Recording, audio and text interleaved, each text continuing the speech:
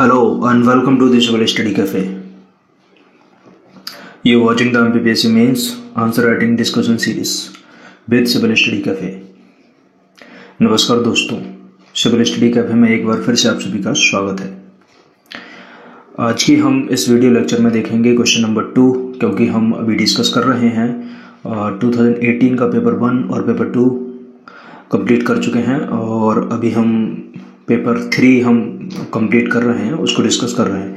और third paper में भी हम डिस्कस कर रहे हैं 15 मार्क्स के सेक्शन ए के सारे क्वेश्चंस 1 बाय 1 करके, जिसमें हम पिछले वीडियो लेक्चर में हम क्वेश्चन नंबर 1 डिस्कस कर चुके हैं। अगर आपने नहीं देखा है तो आप प्लेलिस्ट में जाइए और उसमें जाकर आप 15 मार्क्स के सारे 3 सारा वहाँ पर आपको सारा मटेरियल पेपर 1, 2, 3 का पूरा वीडियो लेक्चर सीरीज के आपको मिल जाएगा। ओके गाइस, तो आप जाके प्ले लिस्ट में जाके आप देख सकते हैं, ठीक है। तो चलते हैं, फिर शुरू करते हैं आज क्वेश्चन नंबर 2। और क्वेश्चन नंबर 2 में है पर्यावरण प्रदूषण को परिभाषित कीजिए। उसके बाद फिर वो पूछ रहा है आपसे वायु प्रदूषण के विभिन्न स्रोतों एवं सजीवों पर पड़ने वाले इसके दुष्प्रभाव का वर्णन कीजिए, है ना। और उसके बाद फिर तीसरी बात वो आपसे पूछ रहा है इनकी रोकथाम के लिए उपाय भी सुझाइए। देखिए, काफ़ी ये थोड़ा सा लंबा क्वेश्चन हो जाता है, मतलब काफ़ी अच्छा क्वेश्चन ये वैसे माना जाता है, क्योंकि इसमें आपके पास सफिशिएंट मटेरियल होता है लिखने के लिए। क्योंकि आप अगर 300 वर्ड्स में अगर आप आंसर फुलफिल कर रहे हैं, आंसर आप लिख रहे हैं, तो आपके पास काफ़ी कुछ सोचने को हो जाता है। क्योंकि वो 3 बातें अलग अलग तरीके से वो आपसे पूछ रहा है, तो आपको 3 बातों पर यदि कुछ भी अगर आप लिखते हैं तो इस प्रकार से आपका आंसर कंप्लीट हो जाएगा।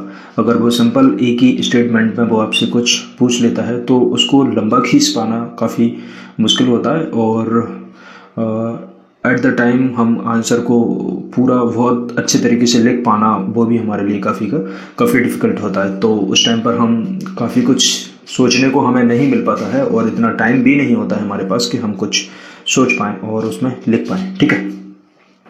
तो चलते हैं क्वेश्चन पर। क्वेश्चन को मैं एक बार फिर से रिपीट करता हूँ। वो आपसे क्या पूछ रहा है, सबसे पहला तो वो पहले स्टेटमेंट में तो आपसे पूछ रहा है पर्यावरण प्रदूषण को परिभाषित कीजिए। इसमें आपको इसकी डेफिनेशन इंट्रोडक्शन में आपको डाल देनी है, ठीक है। दूसरी बात वो आपसे पूछ रहा है वायु प्रदूषण के विभिन्न स्रोत, है ना, कौन कौन से प्रकार के वायु प्रदूषण होते हैं, है ना, और सजीवों पर इसके क्या प्रभाव पड़ते हैं, ठीक है। दूसरी बात वो ये पूछ रहा है। तीसरी बात वो पूछ रहा है कि ये सब हो रहा है तो इसको रोकथाम के लिए हमें क्या क्या उपाय हमें उठाने चाहिए, क्या क्या स्टेप्स हमें उठाने चाहिए, इस टाइप से वो बात पूछ रहा है, ठीक है। तो चलिए फिर शुरू करते हैं। देखिए, सबसे पहले हम इंट्रोडक्शन की बात कर लेते हैं। इंट्रोडक्शन में वो पहली बात वो आपसे पूछ रहा है पर्यावरण प्रदूषण को परिभाषित कीजिए। देखिए, इसमें आप इंट्रोडक्शन में आप लिख सकते हैं पर्यावरण प्रदूषण का तात्पर्य पर्यावरण का ऐसे पर्यावरण में बदल जाना जो मनुष्य, जीव जंतुओं और साथ में वनस्पतियाँ जो हैं, है ना, इनके रहने के अनुकूल नहीं बैठ पाता है ना। तो इस प्रक्रिया को हम पर्यावरण प्रदूषण हम मान सकते हैं, है ना। कहने का तात्पर्य सिंपल लैंग्वेज में अगर मैं बात करूं तो हम ये बोल सकते हैं कि ऐसा एनवायरनमेंट हम बना लें अपने आसपास जहां पर काफ़ी धुआं हो रहा है या किसी न किसी प्रकार से वनस्पति पर उसका प्रभाव पड़ रहा है, या फिर मनुष्य पर पड़ रहा है, या फिर जीव जंतुओं पर पड़ रहा है, तो फिर हम उसको पर्यावरण प्रदूषण एक तरह से हम मान सकते हैं, ठीक है। तो ये तो था गाइस इंट्रोडक्शन, आप यहाँ से ऐसे स्टार्ट कर सकते हैं। लेकिन मैं इसमें आपको थोड़ा सा और डिटेल में थोड़ा सा डिस्कस करके बताऊंगा कि क्या है। मैं अपनी लैंग्वेज में थोड़ा सा आपको बताता हूँ पर्यावरण के बारे में, ताकि आपके कॉन्सेप्ट क्लियर हो जाएंगे और पर्यावरण के प्रति आपकी अंडरस्टैंडिंग जो है वो काफ़ी बेटर हो जाएगी, आई होप, है ना। तो चलिए फिर मैं आपको बता देता हूँ कुछ चीज़ें। देखिए, हमारा पर्यावरण अब वैसा नहीं है ना, जैसा हमें पहले देखने को मिलता था। यानी कि हमारा पर्यावरण जो है वो अब वैसा नहीं है जैसा पहले था। अगर हम अपने बड़े बूढ़े जो हैं, जो हमारे बुजुर्ग हैं, है ना, अगर हम उनसे पर्यावरण के बारे में कुछ पूछें या फिर हम पूछते हैं उनसे, तो हमें कई कहानियाँ या किस्सों के माध्यम से पर्यावरण के बारे में सुनने को हमें मिलता है। उनके मुँह जुबानी हमें सुनने को मिलता है ना। और अगर दूसरा पहलू भी अगर हम देखें, दूसरे पहलू में क्या है, दूसरा पहलू मैं ये बोलना चाह रहा हूँ, अगर हम स्वयं की बात करें तो आज से लगभग 15 वर्ष पहले हमें जल और वायु की जो गुणवत्ता देखने को मिलती थी, है ना, वो आज नहीं मिलती है ना। यानी कि जैसा हमें पानी, जैसी हवा हमें आज से 15 साल पहले देखने को मिलती थी, ठीक है, वो वैसी हमें आज नहीं मिलती है। तो कितना ज़्यादा बदलाव हमें देखने को मिलता है, सभी को देखने को मिलता है, ठीक है। उदाहरण के लिए आज श्वसन रोगों से पीड़ित व्यक्तियों की संख्या में निरंतर वृद्धि हो रही है, आपको पता होगा। देखिए श्वसन रोगी जो हैं, है ना, हार्ट पेशेंट जो हैं, कहीं ना कहीं उनमें वृद्धि क्यों हो रही है? वो इसीलिए हो रही है क्योंकि पर्यावरण को काफ़ी हमने नुकसान पहुंचाया है ना, वाकई में। और क्या है, देखिए जो धुआं हमें 15 साल पहले वायुमंडल में हमें देखने को मिलता था, मतलब काफ़ी कम मात्रा में हमें देखने को मिलता था, उससे कई गुना ज़्यादा धुआं वायुमंडल में आज हमें देखने को मिलता है, ठीक है। आखिरकार ऐसा क्या हुआ जिससे वायुमंडल में धुएं की मात्रा इतनी ज़्यादा बढ़ गई है? क्या होगा? आप नॉर्मल सोचिए, आप व्यवहारिक स्तर पर सोचिए, आखिर क्या हुआ होगा? आपके दिमाग में कई सारे सवाल आ गए होंगे, जैसे जिन पदार्थों की वजह से हमारा पर्यावरण या फिर पर्यावरण प्रदूषित हुआ है ना, या फिर होता है। हम पर्यावरण प्रदूषण या फिर पर्यावरण प्रदूषण भी हम उसको कह सकते हैं ना, ये पर्यावरण प्रदूषण ही होता है एक तरह से। वातावरण में कहीं ना कहीं धुएं का मिल जाना और भी कई प्रकार के हम आगे भी डिस्कस करेंगे, बट मैं अपनी व्यवहार की लैंग्वेज में आपको कुछ चीज़ें समझाने का प्रयास यहाँ पर कर रहा हूँ। देखिए कभी कभी प्राकृतिक स्रोतों से भी प्रदूषण होता है ना। प्राकृतिक स्रोतों से प्रदूषण कैसे होता है? जैसे ज्वालामुखी का फटना, कभी कभी हमें जंगलों में आग लगना सुनने को हमें आता है। जैसे भी रिसेंटली, जैसे मैं आज वीडियो 5 अगस्त को मैं ये वीडियो अपलोड कर रहा हूँ, यानी कि रिकॉर्ड कर रहा हूँ, और आज से शायद कुछ दिन पहले ही आपको पता होगा कैलिफोर्निया के जंगलों में आग लग गई, यूएस में, है ना। तो इस टाइप की, और उससे भी पहले ऑस्ट्रेलिया के जंगलों में आग लगी थी, और उससे भी पहले अमेज़न के जंगलों में हमें एक तरह से आग काफ़ी भयानक मात्रा में वहाँ पर लगी थी। काफ़ी जीव जंतु वनस्पति का नुकसान वहाँ पर हमें देखने को मिला था। तो इस प्रकार से, है ना, अमेज़न, ऑस्ट्रेलिया के जंगल, यहाँ पर हर जगह हमें आग लगने के उदाहरण, हमें कहानियाँ हमें सुनने को मिल जाती हैं, ठीक है। तो ये तो कुछ प्राकृतिक कारण भी होते हैं, हालांकि कुछ अपवाद होते हैं, उसमें कुछ लोग लगा भी देते हैं आग, ऐसा भी होता है। सो इट्स डजंट मैटर, है ना। लेकिन देखिए, और दूसरा भी एक कारण है। दूसरा, ये तो हमने प्राकृतिक कारण मैंने आपको बता दिया कि प्राकृतिक कुछ स्रोत भी हैं जिनसे प्रदूषण होता है, तो ये मैंने आपको बता दिया। लेकिन कई ऐसे स्रोत भी हैं जो है ना, जो कहीं ना कहीं मानवीय क्रियाकलाप भी हैं, है ना। मानवीय क्रियाकलाप जैसे, है ना, पर्यावरण प्रदूषण होता है उससे, जैसे फैक्ट्री लगा लेना, विद्युत संयंत्र, है ना, वाहन, है ना, लकड़ी जलाना, और भी ऐसे कई सारे रीजन्स हैं जिनकी वजह से हम ये कह सकते हैं कि हमारी वजह से पर्यावरण को काफ़ी नुकसान पहुंच रहा है ना। तो गाइज, ये तो मैंने आपको इंट्रोडक्शन के साथ में कुछ मिक्स फॉर्म में मैंने आपको ये बताया, ताकि पर्यावरण के प्रति हमारी अंडरस्टैंडिंग जो है वो थोड़ी सी बेटर हो जाए, है ना। अब हम चलते हैं सेकंड पार्ट पर। सेकंड पार्ट में वो आपसे पूछ रहा है, देखिए पहला पार्ट तो हमने कंप्लीट कर लिया, पर्यावरण प्रदूषण को परिभाषित कीजिए। अब हम सेकंड पार्ट में चलते हैं, वायु प्रदूषण के विभिन्न स्रोत, है ना, और सजीवों पर पड़ने वाले इसके दुष्प्रभाव, है ना, इनके बारे में। देखिए पर्यावरण के स्रोत क्या होते हैं, मतलब पर्यावरण प्रदूषण के जो स्रोत होते हैं या फिर उनके प्रकार हम बात करें नॉर्मली, जैसे इसमें दिख रहा होगा पर्यावरण प्रदूषण के प्रकार। जल प्रदूषण होता है ना, मृदा प्रदूषण हमें देखने को मिलता है, ध्वनि प्रदूषण होता है, जैव प्रदूषण होता है ना, वायु प्रदूषण भी होता है, जिसमें से हम एक पॉइंट डिस्कस कर रहे हैं यहाँ पर, कौन सा? वायु प्रदूषण, है ना। तो ये तो हैं कुछ पॉइंट्स जो मैंने आपको बताए हैं कि इस प्रकार से ये प्रदूषण होते हैं ना। जल प्रदूषण क्या होता है? देखो, जल में कहीं ना कहीं जो पानी जो होता है वो एक तरह से उसकी क्वालिटी कहीं ना कहीं कम हो जाए या फिर बेकार हो जाए, तो उसको हम नॉर्मल जल प्रदूषण बोल देते हैं। मृदा प्रदूषण वही उर्वरा शक्ति खत्म हो जाए या फिर उसमें कुछ विषैले तत्व शामिल हो जाए। इसी प्रकार से ध्वनि प्रदूषण, है ना, काफ़ी शोर शराबा होता है, फैक्ट्री, उद्योग धंधे, है ना, और वाहनों की वजह से, और भी बहुत कुछ रीजन्स होते हैं, ठीक है। तो ये तो नॉर्मल मैंने आपको प्रदूषण के विभिन्न स्रोत जो हैं वो मैंने आपको बता दिए। लेकिन वायु प्रदूषण के बारे में, अब सजीवों पर, है ना, वायु प्रदूषण के स्रोत कौन कौन से हैं ना, वो ये भी पूछ रहा है आपसे। तो मैंने स्पेसिफिकली आपके लिए ये मैंने बता दिया है। जैसे वायु प्रदूषण के स्रोत कौन कौन से, जैसे उद्योगों का प्रसार। देखिए हम उद्योग पर उद्योग, इंडस्ट्री हम लगाते जा रहे हैं, है ना, और बिल्कुल हम कहीं ना कहीं, हालांकि सरकार प्रयास कर भी रही है, लेकिन सरकार के जो भी प्रयास वायु प्रदूषण को लेकर अभी तक जो रहे हैं वो नाकाफ़ी रहे हैं, हम ये बोल सकते हैं। जैसे अभी BS6 आया है, उस पर भी काम चल रहा है सरकार का, ठीक है। इस टाइप से बहुत सारे ऐसे स्टेप सरकार के द्वारा उठाए गए हैं, लेकिन उससे कुछ ज़्यादा फ़ायदा नहीं हमें देखने को मिलता है, ठीक है। नेक्स्ट क्या है, वाहनों की संख्या में वृद्धि हो रही है। देखिए वाहनों की संख्या में काफ़ी ज़्यादा वृद्धि हो रही है ना। आप दिल्ली कभी जाना, आप दिल्ली में एक फैमिली के पास 2-3 कार ऐसे मिल जाएंगे आपको, ठीक है, नॉर्मली। साथ में घरेलू कार भी होते हैं, कुछ घरेलू कारों की वजह से भी वायु प्रदूषण हमें देखने को मिलता है, ठीक है। जैविक अणुओं द्वारा भी हमें देखने को मिलता है। साथ ही साथ में हमें हानिकारक सामग्री है ना, इसको लेकर भी वायु प्रदूषण होता है। हम कुछ भी हम खुले में छोड़ देते हैं, है ना, तो जो हानिकारक सामग्री होती है जिसकी वजह से भी वायु प्रदूषण हमें देखने को मिलता है।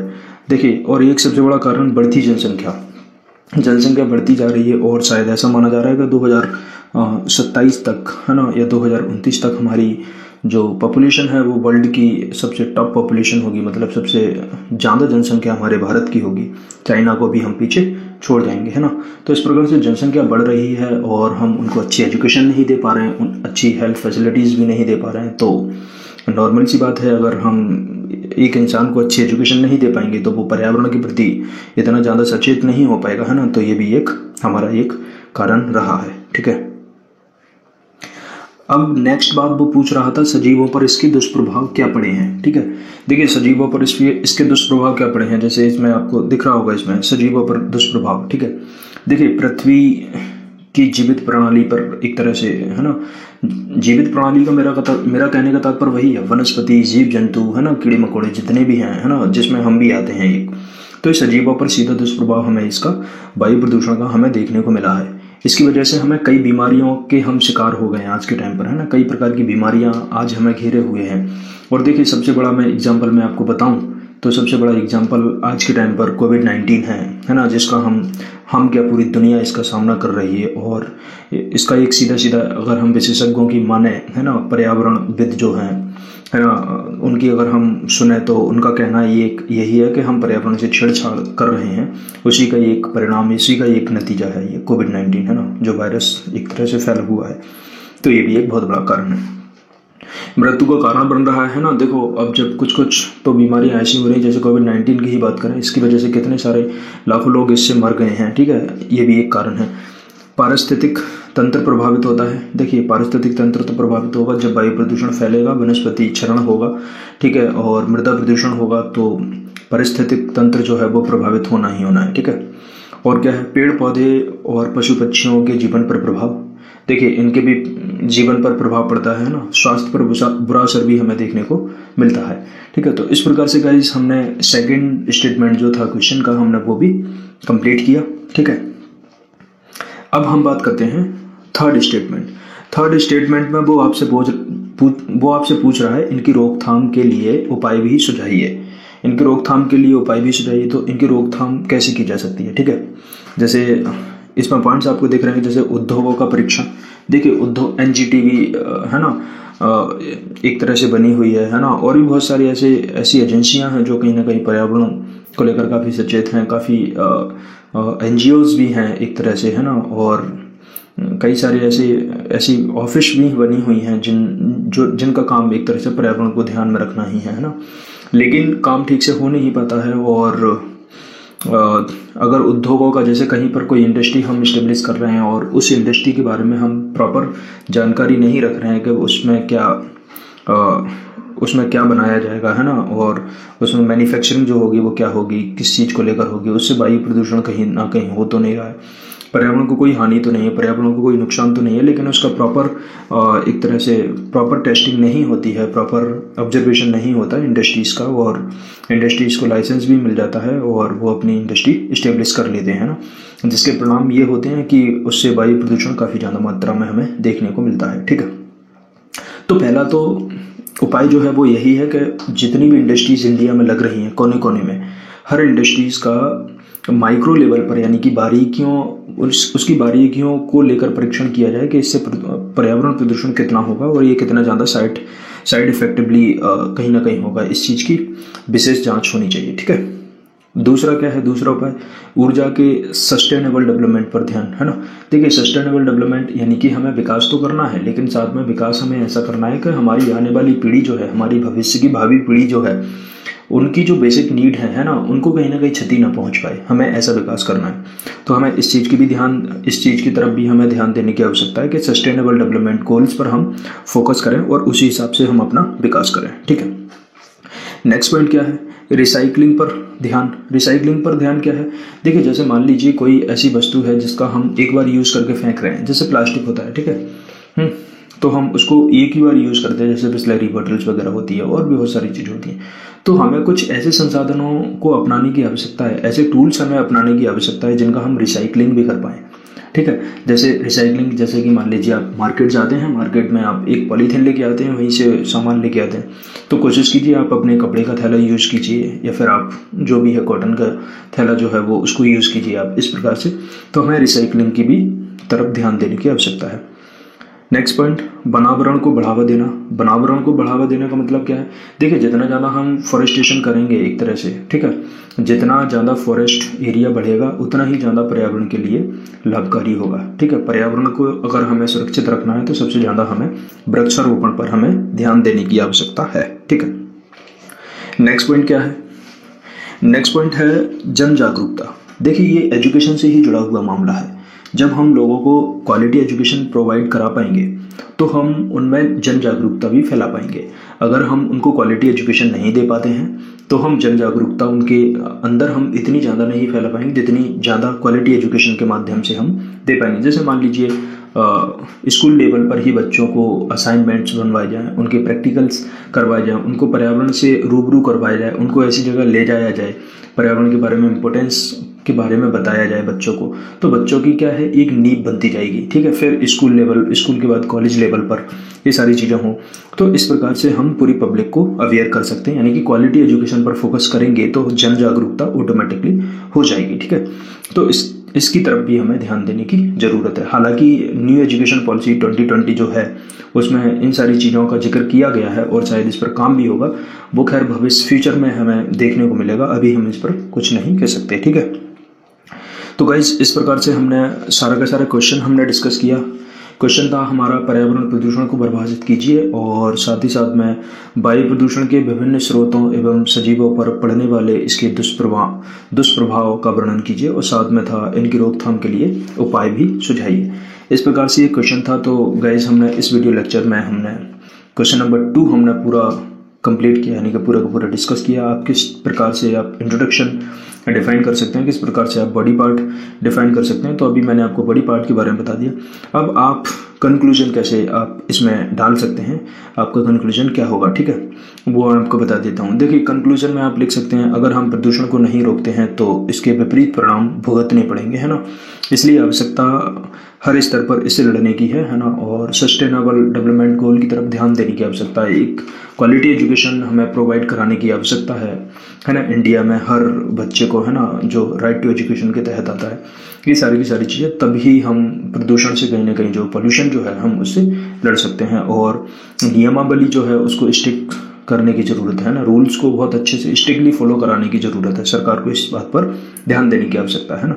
तो इस प्रकार से आप एक अच्छा सा कंक्लूजन आप इसमें ऐड कर सकते हैं। ओके गाइस, तो गाइस इस प्रकार से मैंने आपको सारा का सारा बता दिया, और क्वेश्चन नंबर 2 हमने आज इस लेक्चर सीरीज में डिस्कस किया था, ठीक है। और तो गाइस आपको वीडियोस पसंद आ रहे हैं तो लोगों को शेयर कीजिए, और जितना ज़्यादा हो सके तो हमारी फैमिली को आगे बढ़ाने का प्रयास कीजिए, ठीक है। Thanks for watching this video.